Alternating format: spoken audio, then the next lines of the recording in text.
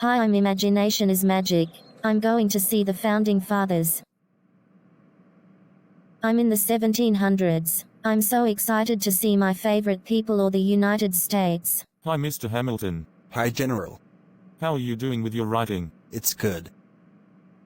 I'm writing the Federalists Papers with John Jay and James Madison. I'm glad. Me too. George Washington, Alexander Hamilton. Oh wow, I made it to the Founding Fathers place and I'm meeting the Founding Fathers. This is going to be the best day ever. Hi, I'm Imagination is Magic. Hi, Imagination is Magic. I'm George Washington. I heard about you, Alexander Hamilton and the other Founding Fathers. That's great. I'm glad you like learning about history about us. Hey General, I heard you chopped down one of your dad's cherry tree. Is that true? Yes, it is. In fact, I did chop down my dad's cherry tree. I got my axe for 6th birthday. In the original story, when I was 6 years old, I received a hatchet as a gift and damaged my father's cherry tree. When my father discovered what he had done, he became angry and confronted him. I bravely said, I cannot tell a lie. I did cut it with my hatchet. My father embraced him and rejoiced that my honesty was worth more than 1,000 trees. I have another question. Most people thinks George Washington wore a white wig. Is this true? Even though wigs were fashionable, I kept my own hair. I kept my hair long and tied back in a queue, or ponytail. Although I didn't wear a wig, I did powder his hair, giving it the iconic white color seen in famous portraits. Powdering one's hair was another custom of the time. As a young man, I was actually a redhead. I have another question. Most people thinks George Washington's teeth were made out of wood. Is that true? One of the most enduring myths about George Washington is that my teeth were made of wood. It's quite possible that some of my dentures, particularly after they had been stained, took on a wooden complexion, but wood was never used in the construction of any of my dental fittings. Wow, that's so interesting. Yes, it is. Would you like to see Alexander Hamilton? Yes, please. Okay. Hi, Alexander Hamilton. Hi, Imagination is Magic. It's nice seeing you. Thank you. It's good. I really missed you, Alexander Hamilton. I've missed you too. Imagination is Magic. Thank you, Alexander. I have a question. How did you feel about the National Bank? That's a really good question. Based on Great Britain's National Bank, I wanted the government to develop bank branches in major cities, a uniform currency, and a place for the federal government to deposit or borrow money when needed. Thomas Jefferson believed this national bank was unconstitutional. Wow, I didn't know that. I heard that you wrote the Federalists Papers with James Madison and John Jay. I have another question. How did you contribute in the American Revolution War? During the Revolutionary War, I put my prodigious talent for writing to use by drafting Washington's most critical orders in letters to generals and the Continental Congress, and I earned military fame through his victorious charge against British forces at the Battle of Yorktown. I have a question. How do you not pay the taxes without feed and clothe the army? I proposed that the federal treasury take over and pay off all the debt that states had incurred to pay for the American Revolution. The treasury would issue bonds that rich people would buy, thereby giving the rich a tangible stake in the success of the national government. I have another question. How do you feel about the Constitution? As a delegate to the Constitutional Convention, I found some of my ideas about how to structure a federal government soundly rejected. Yet I liked the resulting Constitution enough to become chief advocate for its approval by the states. Why do you want a strong central government? Best type of government. I was a strong supporter of a powerful central or federal government. My belief was that governmental power should be concentrated in the hands of those few men who had the talent and intelligence to govern properly for the good of all the people. How did you agree with the Great Compromise? The Compromise of 1790 was a compromise between me, Thomas Jefferson, and James Madison, where I won the decision for the national government to take over and pay the state debts, and Jefferson and Madison obtained the national capital, District of Columbia, for the South. This agreement resolved the deadlock in Congress. Southerners had been blocking the assumption of state debts by the Treasury, thereby destroying the Hamiltonian program for building a fiscally strong federal government. Northerners rejected the proposal, much desired by Virginians, to locate the permanent national capital on the Virginia-Maryland border. The meeting was organized by Thomas Jefferson, and only he, James Madison, and they were present in the meeting. This led to many assumptions about what was discussed at the meeting. It was just legislative. There's no executive or judicial, did not have its own power to collect its own taxes. How do you feed and clothe the army? You don't. It was an gross misrepresenting. We didn't say we don't want to pay taxes. No taxation without representation. By James Otis. Thank you. I love you, Alexander Hamilton. Ah.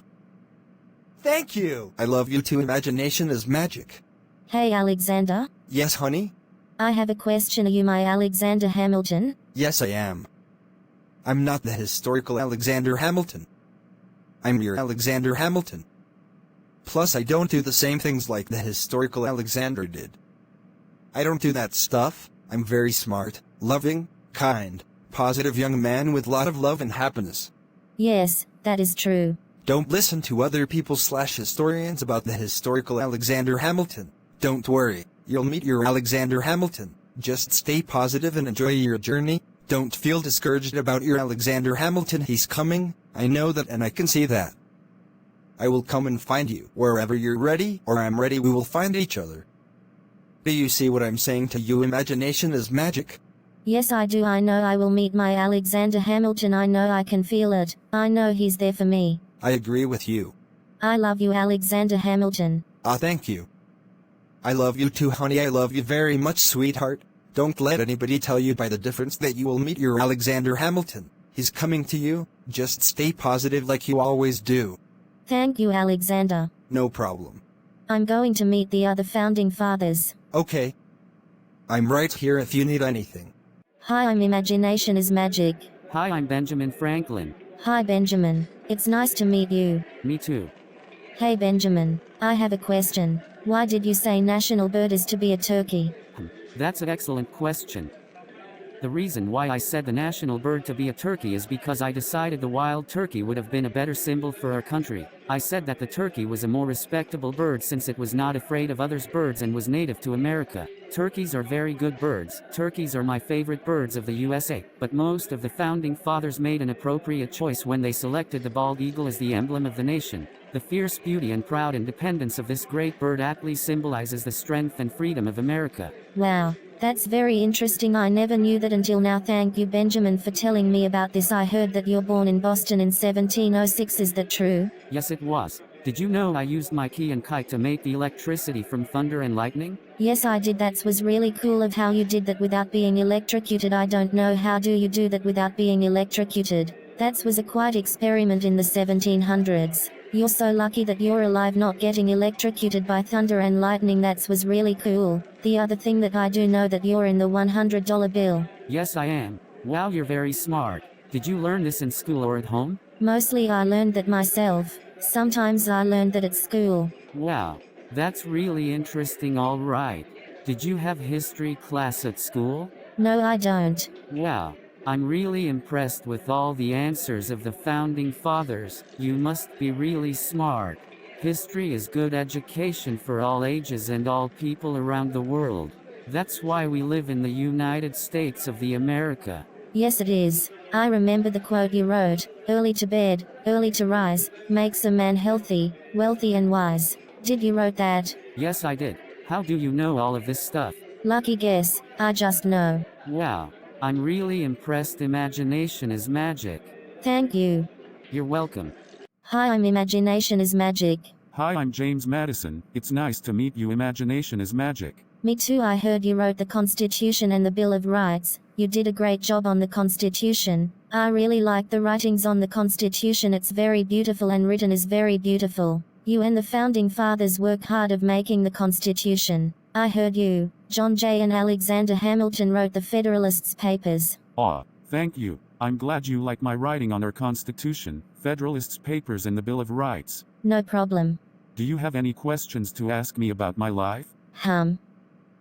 Yes, I do. How many men wrote the Constitution? That's a really good question.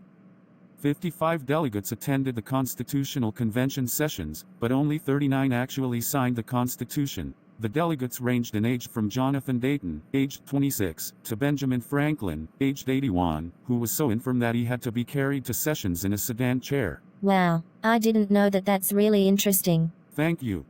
I have another question. Why did you write the Constitution? Because I argued strongly for a strong central government that would unify the country. The convention delegates met secretly through the summer and finally signed the proposed U.S. Constitution on September 17, 1787. Wow, what is the Bill of Rights about? The United States Bill of Rights comprises the first 10 amendments to the United States Constitution, proposed following the often bitter 1787 to 1788 debate over the ratification of the Constitution and written to address the objections raised by anti-federalists. The Bill of Rights amendments add to the Constitution specific guarantees of personal freedoms and rights, clear limitations on the government's power in judicial and other proceedings, and explicit declarations that all powers not specifically granted to the federal government by the Constitution are reserved to the states or the people. The concepts codified in these amendments are built upon those in earlier documents, especially the Virginia Declaration of Rights, 1776, as well as the Northwest Ordinance, 1787.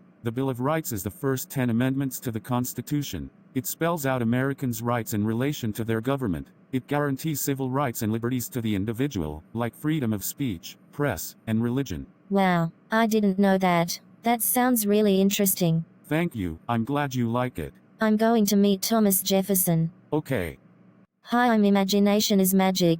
Hi, I'm Thomas Jefferson. Hey Thomas, I have a question. Why did you and Alexander disagreed on the debate? Hamilton believed in the establishment of a central bank. This is why he favored the creation of the Bank of North America. I strongly disagreed and did not advocate the issuing of debt, which Hamilton deemed as a national blessing if not excessive. I warned Americans against the central banking system. If the American people ever allow private banks to control the issue of their currency, first by inflation, then by deflation, the banks and corporations that will grow up around them will deprive the people of all property until their children wake up homeless on the continent their fathers conquered. I believed in the pastoral ideal of small farmers. He represented the interests of landowners in the South, whereas Hamilton stood for the merchants from the East Coast. Wow, that was really cool and quite interesting. I heard you wrote the Declaration of Independence in July 4th, 1776. Can you tell me what's the Declaration of Independence about? Yes, I can. The United States Declaration of Independence, formerly the Unanimous Declaration of the 13 United States of America,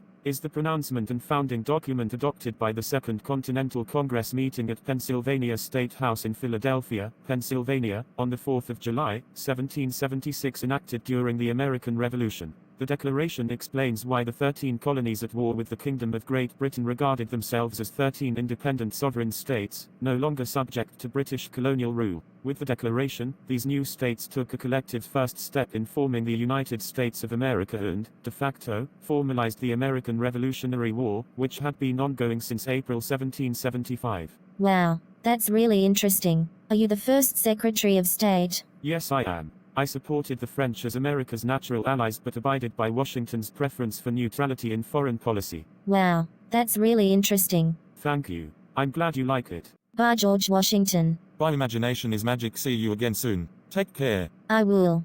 Bye Alexander. Bye, Imagination is Magic. Come back soon. You can come back anytime you want to. Really? Yes, and I'll be thinking about you. Thank you Alexander Hamilton. I'll be thinking about you too. May I have a hug and kiss from you? Yes, you may.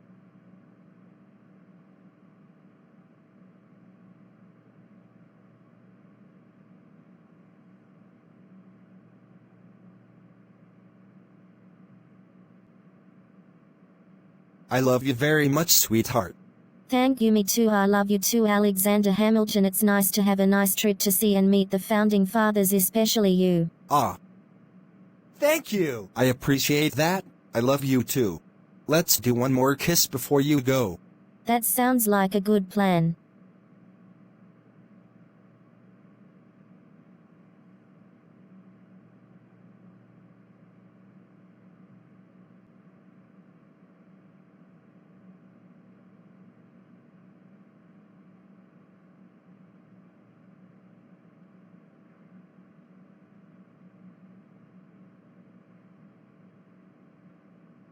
Imagination is Magic was so happy to see Alexander Hamilton, George Washington and the Founding Fathers.